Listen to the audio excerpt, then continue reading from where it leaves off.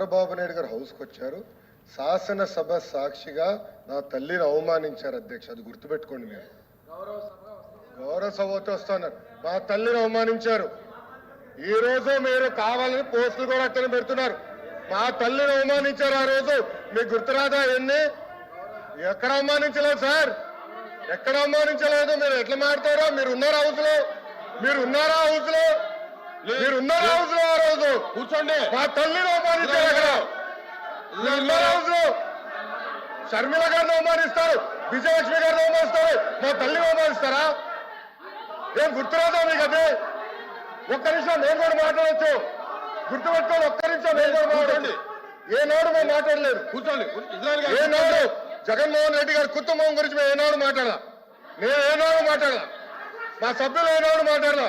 కూర్చోండి. శాసనసభ సాక్షిగా మా తల్లిని అవమానిస్తే కూర్చోమంటారా? కూర్చోమంటారా? 22 వరకు చంద్రబాబు నాయుడు గారు ప్రతిరోజు హౌస్కి వచ్చాడు. ప్రతిరోజు హౌస్ నిలబడ్డాడు. సింగిల్ గా నిలబడ్డాడు. సింహంగా గుర్తుపెట్టు. సింగిల్ గా నిలబడ్డాడు, పోరాడాడు. ఆ రోజు మా తల్లి అవమానించారు కనుకనే బాధ తట్టుకోలేక సభ బైకాట్ చేసి బయటకు వెళ్ళారు. కానీ ఎమ్మెల్యేలు ఉన్నారు ఇక్కడ. నిమ్మల రామారెడ్డి గారు వెళ్ళారు, స్వామి గారు ఉన్నారు, ఇతర గొట్టపాటి రవి గారు వెళ్ళారు. అది మాకున్న చిత్తశుద్ధి అండి. ఈరోజు మీ ఎమ్మెల్యేలు ఎందుకు రావట్లేదు అని అడుగుతున్నా. 10 మంది జగన్మోహన్ రెడ్డి గారు కాకుండా 10 మంది ఉన్నారు, రాలేదు. మా తల్లిని అవమానిస్తే ఏం కూర్చోమంటారు? ఇంకా మాట్లాడతాం మేము మనుషులు కాదా? సొంత తల్లి అవమానించారు సార్. ఆ రోజు ఆంధ్రప్రదేశ్ శాసనసభ మాడుకున్నా కూర్చోమంటారు. అయితే తెలియకుండా ఏదంటే అది మాడితే ఎట్లా అధ్యక్ష? ఆంధ్రప్రదేశ్ శాసనసభ వేదికగా మరొకసారి ఏదైతే చంద్రబాబు సతీమణి భువనేశ్వరి టాపిక్ మరొకసారి రావటం జరిగింది. ఏదైతే 2021 వైసీపీ ప్రభుత్వ హయాంలో అసెంబ్లీ వేదికగా చంద్రబాబు సతీమణిపై అప్పుడు అసెంబ్లీలో శాసనసభ్యులుగా ఉన్న అంబటి రాంబాబు, కొడాలి నాని, వల్లభనేని వంశీ చేసిన వ్యాఖ్యలు ఇప్పుడు పెను దుమారాన్ని లేపుతున్నాయి. ఈ వ్యాఖ్యల పట్ల నిన్న శాసన మండలిలో మంత్రి నారా లోకేష్ తీవ్రస్థాయిలో ధ్వజమెత్తారు. ఏదైతే తన తల్లిని అవమానించిన వ్యక్తులకి మీరు టికెట్లు ఇస్తున్నారు, తన తల్లితో పాటు విజయమ్మని, షర్మిలపై కూడా అనుచిత వ్యాఖ్యలు చేస్తూ ఇష్టానుసారంగా సోషల్ మీడియాలో పోస్టులు పెడుతున్నారు, మీరే మనుషులా, మేము మనుషులం కాదా, మీకు మానవత్వం ఉందా లేదా అని చెప్పి తీవ్రస్థాయిలో విమర్శల వర్షాన్ని ఒక రకంగా ఇప్పటివరకు లోకేష్లో ఎప్పుడు చూడని ఒక ఆగ్రహాన్ని చూడటం జరిగింది. దీనికి సంబంధించి కూడా తాజాగా ఈరోజు మాజీ మంత్రి వైఎస్ఆర్సీపీ గుంటూరు జిల్లా అధ్యక్షుడు అంబటి రాంబాబు ఘాటుగా స్పందించారు. లోకేష్ తల్లిని చంద్రబాబు సతీమణిని తాను ఎప్పుడు ఏ ఒక్క మాట మాట్లాడలేదు, నిజంగా తాను మాట్లాడినట్టు రుజువు చేస్తే క్షమాపణ చెప్పి రాజకీయాల నుంచి దూరం అవుతానని చెప్పి కూడా ఒక శపథం చేసిన పరిస్థితి కనిపిస్తూ ఉంది.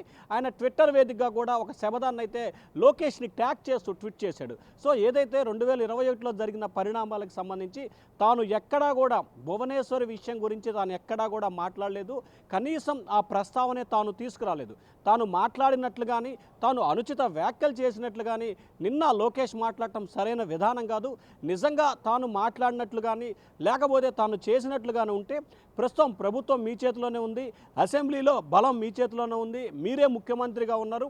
సో గత శాసనసభకు సంబంధించిన వీడియో ఫుటేజ్ని బయటికి తీవ్వండి, ఆ రోజు అసెంబ్లీలో ఏం జరిగిందో తేల్చాలని చెప్పి కూడా అంబటి రాంబాబు టీడీపీ నేతలకి అలాగే నారా లోకేష్కి ట్విట్టర్ వేదికగా ఒక సవాల్ విసిరారు. అంటే ఈ సవాల్ ఉద్దేశం ప్రధానంగా తాను అనలేదు, అన్నట్లయితే కనుక తాను రాజకీయంగా వైదొలుగుతానన్నారు. మరి అంబటి రాంబాబు చేసిన ఈ వ్యాఖ్యలకు సంబంధించి తెలుగుదేశం పార్టీ నేతలు ఏ విధంగా రియాక్ట్ అవుతారు, అసలు తెలుగుదేశం పార్టీ నేతలు ఏ రకంగా స్పందించబోతున్నారు అనేది కూడా ప్రస్తుతం హాట్ టాపిక్గా మారింది. ఎందుకంటే శాసన మండలిలో లోకేష్ తన విశ్వరూపాన్ని చూపించారు, తన తల్లిపై అనుచిత వ్యాఖ్యలు చేశారని ఆయన గతంలో యువగళం పాదయాత్రలో కానీ అక్కడ జరిగిన సభల్లో కానీ యువతులతో మాట్లాడిన ప్రతి సందర్భంలో కూడా తన తల్లిపై అనుచిత వ్యాఖ్యలు చేశారని చెప్పి ఆయన ప్రతి సందర్భంలో కూడా వినియోగించారు. సో అదే అంశాన్ని నిన్న శాసన మండలిలో కూడా లోకేష్ ప్రస్తావించడం జరిగింది. తీవ్ర స్థాయిలో ఆగ్రహం కూడా ప్రదర్శించారు. మరి దానికి కౌంటర్గా వైఎస్ఆర్సీపీకి సంబంధించిన మాజీ మంత్రి అంబటి రాంబాబు సవాల్ విసిరారు. మరి ఈ సవాల్ని తెలుగుదేశం పార్టీ నేతలు ఏ రకంగా తీసుకోబోతున్నారు, దానికి ఏ రకమైన రిప్లై ఇస్తారు ఏమిటి అనే ఉత్కంఠ అయితే ప్రస్తుతం ఆంధ్రప్రదేశ్ అసెంబ్లీ వేదికగా కొనసాగుతూ ఉంది.